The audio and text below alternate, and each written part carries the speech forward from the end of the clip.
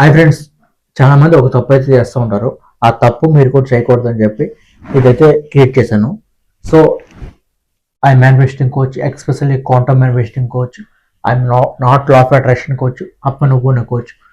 So ఇప్పుడైతే చాలా మంది ఏం చేస్తూ ఉంటారంటే బేటా స్టేట్లో ఉండి మేనిఫెస్టింగ్ చేస్తూ ఉంటారు. బేటా స్టేట్ ఉన్నప్పుడు మన కాన్షియస్నెస్ మొత్తం కూడా ఈ థాట్స్ ఉంటాయి కూడా 60,000 థాట్స్ వస్తే మనకు వస్తాయి డైలీ. సో మార్నింగ్ లేవగానే కూడా మార్నింగ్ లేవగానే 60,000 థాట్స్ వస్తాయి. అంటే మీ గురించి అనేది కాదు, ఎవరెవరి గురించో, మీ డబ్బులు కట్టాలి, అప్పులు కట్టాలి, డెబిట్స్ గురించి, వీటి గురించి 60,000 థాట్స్ అయితే వస్తాయి. థాట్స్ వచ్చినప్పుడు సబ్ కాన్షియస్ మైండ్ అనేది యాక్టివ్గా ఉండదు. So no active. మనం ఏదైతే ఫీడింగ్ చేస్తామో, ఆపరేషన్ చేస్తామో, ఈ సబ్ కాన్షియస్లోకి వెళ్ళవు. సో సబ్ కాన్షియస్లోకి వెళ్ళకుండా ఫీలింగ్ రాదు, ఎమోషన్ రాదు. ఎమోషన్ రాకుండా మనకి ఒక వైబ్రేషన్ రాదు. వైబ్రేషన్ రాకుండా మేనిఫెస్టింగ్ జరగదు. No results easy. ఇంకా మనకి కార్టిజాల్ ఇట్లాంటి రిలీజ్ అవుతాయి, మనకి ఇంకా డౌన్ చేస్తాయి అనమాట మన హెల్త్ని. సో బేటా షీట్ అనేది అంత డేంజరస్. బేటా షీట్లో మోస్ట్ ఆఫ్ దెమ్ బేటా షీట్లో ఉండి మేనిఫెస్టింగ్ చేస్తూ ఉంటారు. అట్లా అయితే చేయవాకండి. ఇంకోటి ఆల్ఫా షీట్. ఆల్ఫా షీట్ అనేది దీనికి ఆపోజిట్ అనమాట. ఎప్పుడైతే మీరు ఆల్ఫా షీట్ అంటే కామ్గా రిలాక్సింగ్గా ఉంటారో అప్పుడు ఆల్ఫా షీట్. యాక్చువల్గా మార్నింగ్ టైం ఆల్ఫా షీట్ ఉంటుంది. చాలా మంది మార్నింగ్ టైం ఆల్ఫా షీట్ కొందని చెప్పి ఆపరేషన్స్ అన్ని చేస్తూ ఉంటారు. ఓకే, కానీ 8 తర్వాత మళ్ళీ ఆల్ఫా షీట్లో ఉంటున్నారా? అట్లయితే కుదరదు. 24/7 ఆల్ఫా షీట్లో ఉండాలి. అది మన కాన్సెప్ట్ కాదు. చాలా మంది మన దగ్గర ఉంటున్నారు, మన క్లయింట్స్. ఫస్ట్ మీరు ఆల్ఫా షీట్లో ఉన్నారో లేదో తెలుసుకోండి, అప్పుడు మేనిఫెస్టింగ్ చేయాలి, అప్పుడు అపర్వేషన్ చేయాలి, అప్పుడు విజులేషన్ చేయాలి.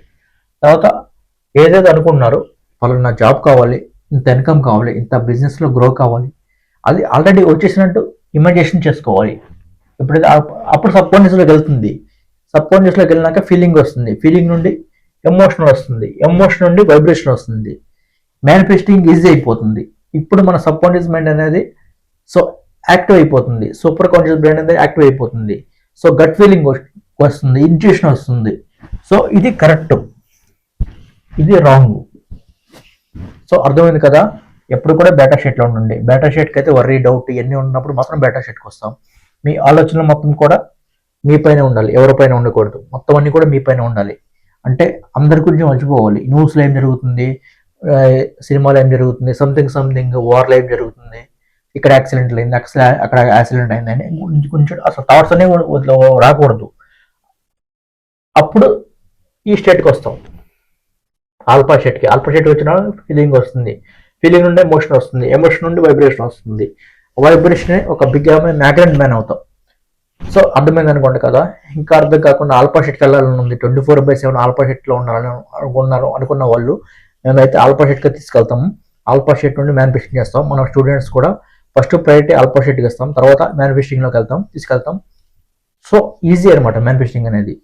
సో క్వాంటమ్ మేనిఫెస్టింగ్ చాలా పవర్ఫుల్, యూటిలైజ్ చేసుకోండి. మేము ఎక్కువ మంది తీసుకోము, 2-3 మాత్రమే తీసుకుంటాం డేకి. సో వాళ్ళపైన వర్క్ చేస్తాం అనమాట. మీకు కూడా కావాలనుకుంటే మీరు అయితే ఈ నెంబర్కి అయితే స్క్రోల్ అవుతున్న నెంబర్కి సో పిన్ అయితే చేయండి వాట్సాప్లో క్వాంటమ్ అని చెప్పి. మేమైతే గైడ్ అయితే పర్సన్ టు పర్సన్ అనమాట, ప్రైవేట్ అయితే ఉంటుంది. సో క్రౌడ్ క్లాసెస్కి అయితే ఉండవు అనమాట. సో అండర్స్టాండ్ చేసుకుంటారు అనుకుంటా. Thank you for watching.